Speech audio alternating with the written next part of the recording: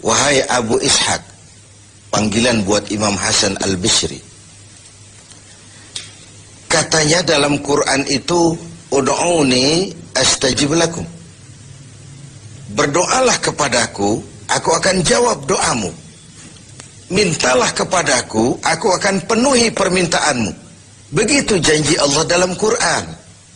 Lah kami ini, kata si orang tadi, sudah lama berdoa kepada Allah.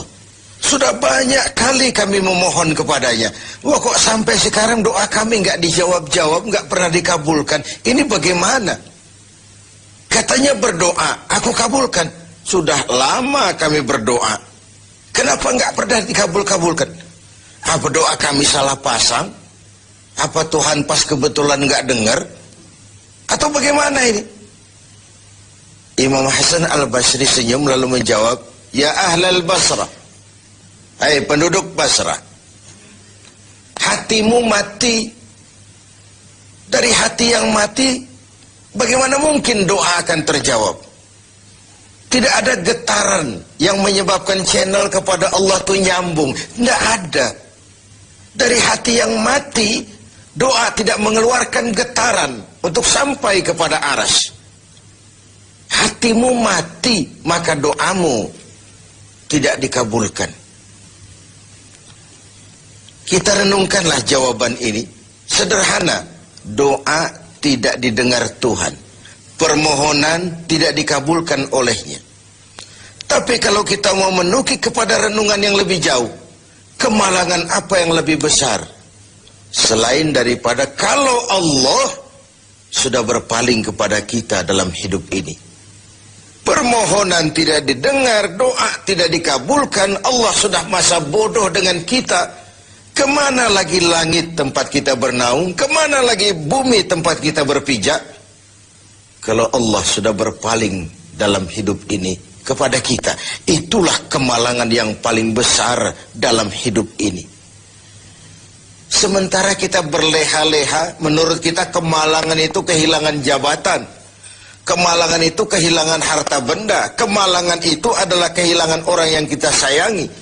Allah berpaling dalam hidup kita, tidak pernah kita melakukan evaluasi. Nah, apa yang menyebabkan hati itu jadi mati? Sehingga tidak ada getaran yang nyambung ke aras, yang mengakibatkan Tuhan berpaling dari kita. Doa tidak lagi didengar, permohonan tidak lagi dikabulkan.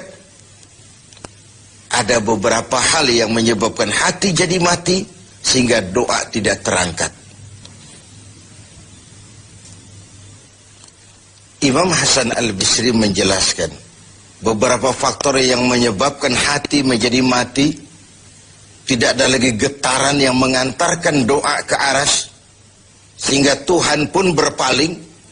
Yang pertama kata beliau, araftumullaha wa lam tu'tuhu haqqah. Kamu kenal Allah, tapi haknya untuk disembah, kewajibanmu untuk menyembah, tidak pernah kamu laksanakan. Bagaimana hati tidak jadi mati?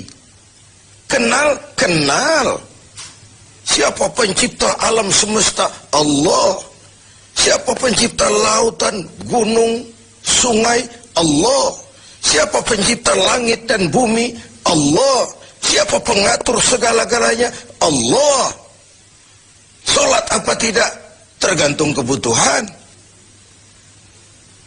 Kamu kenal Allah, tapi haknya untuk disembah, kewajibanmu untuk menyembah, tidak pernah kamu laksanakan. Bukankah simpel bahwa Fatihah saja mengajarkan iyyaka na'budu wa iyyaka nasta'in. Hanya kepadamu kami menyembah dan hanya kepadamu kami mohon pertolongan. Tertibul kalimat, na'budu dulu, baru nasta'in. Kalau na'budu terlaksana, nasta'innya pasti tokcer. Hanya kepadamu kami menyembah, hanya kepadamu kami mohon pertolongan. Kalau ibadah beres, pertolongan pasti datang. Doa didengar, permohonan dikabulkan, munajat pun diterima. Kenapa? Na'budunya beres, maka nasta'innya nikmat. Tidak diajarkan kita iyyaka nasta'in wa iyyaka na'budu. Tapi na'budu dulu, baru kemudian nasta'in. Kalau hati tidak mau mati, janganlah pengenalan kita kepada Allah tidak diiringi dengan pendekatan kita kepadanya. Bagaimana cara mendekat kepada Allah? Logika saja. Mau dekat dengan presiden, ikuti peraturan yang dibuat oleh protokolernya presiden. Mau dekat dengan gubernur, ikuti peraturan yang disusun oleh protokolnya gubernur. Tidak bisa mau dekat dengan gubernur bikin peraturan sendiri. Mau dekat dengan Allah bikin metode sendiri. Dengan jalan ngelamun, duduk madep ngidul, bengong 4-5 jam, lalu mau dekat dengan Allah. Mau dekat dengan Allah, ikuti cara yang sudah diatur oleh Allah melalui utusan-utusannya. Bukan dengan cara membuat sesuatu sendiri. Ini yang pertama. Lalu yang kedua, yang menyebabkan hati jadi mati, qara'tumul Qur'an walam ta'malu bih. Kamu baca Al-Quran, kamu dengungkan Al-Quran, kamu sanjung Al-Quran, walam ta'malu bih. Tapi isinya, ajarannya tidak pernah kamu laksanakan. Isinya, ajarannya sering malah diinjak-injak.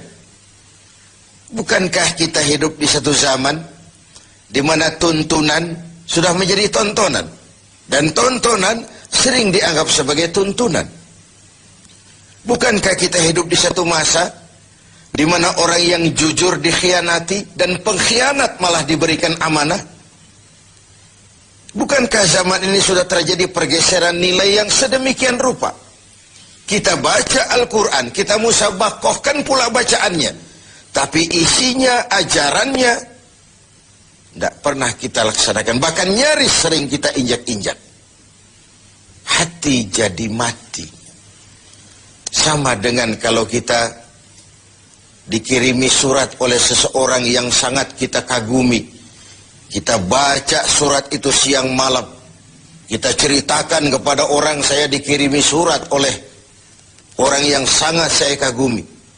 Tapi perintah yang ada dalam surat itu tidak pernah kita laksanakan. Saya percaya betul yang kirim surat mesti marah.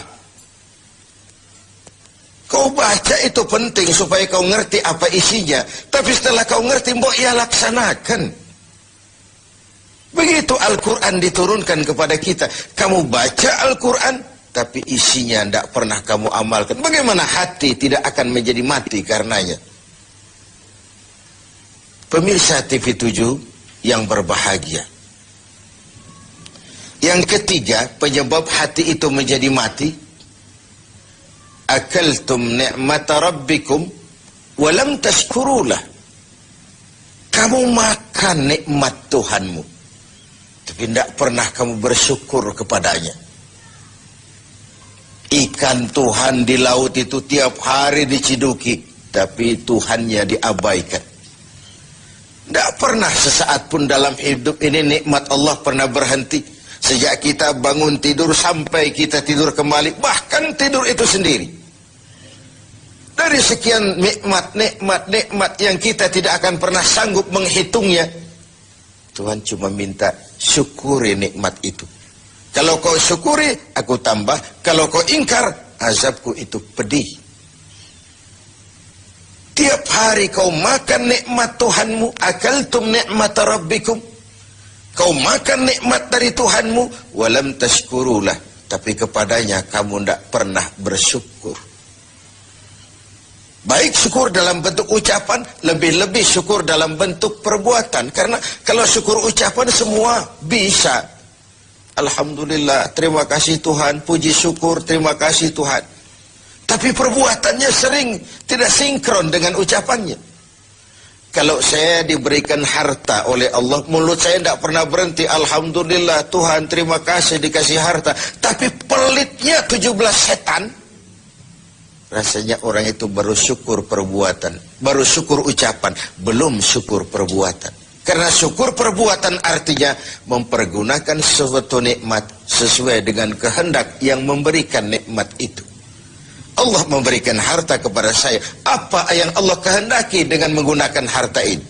Bagaimana kehendak Allah tentang penggunaan harta ini? Allah memberikan jabatan kepada saya. Apa yang Allah kehendaki dengan memberikan jabatan ini kepada saya?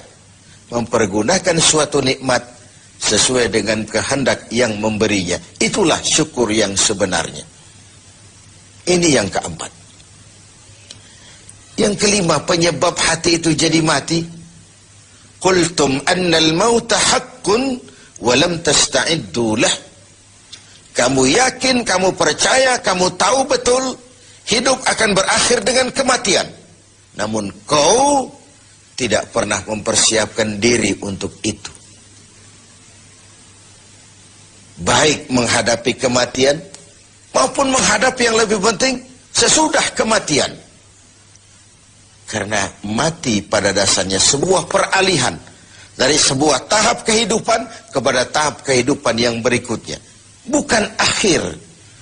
Bahkan saya lebih cenderung mengatakan mati adalah istilah yang digunakan bagi orang yang sedang hidup.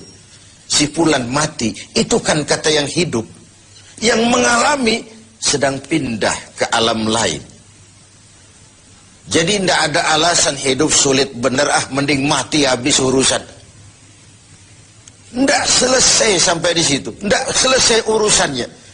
Hidup terus berlanjut di alam barzah, terus berlanjut di alam mahsyar. Ini satu perjalanan panjang. Seperti kita akan berangkat ke luar kota yang jauh, tentu kita harus menyiapkan bekal. Semakin jauh perjalanan, semakin banyak bekal yang kita bawa. Kalau Anda akan berangkat jauh, tidak bawa bekal berangkat juga, itu kan nekat sama namanya. Sampai ke tujuan belum tentu, sengsara di jalan sudah pasti. Kenapa? Tidak ada bekal kok berangkat. Begitulah kita sebagai manusia, hamba Allah.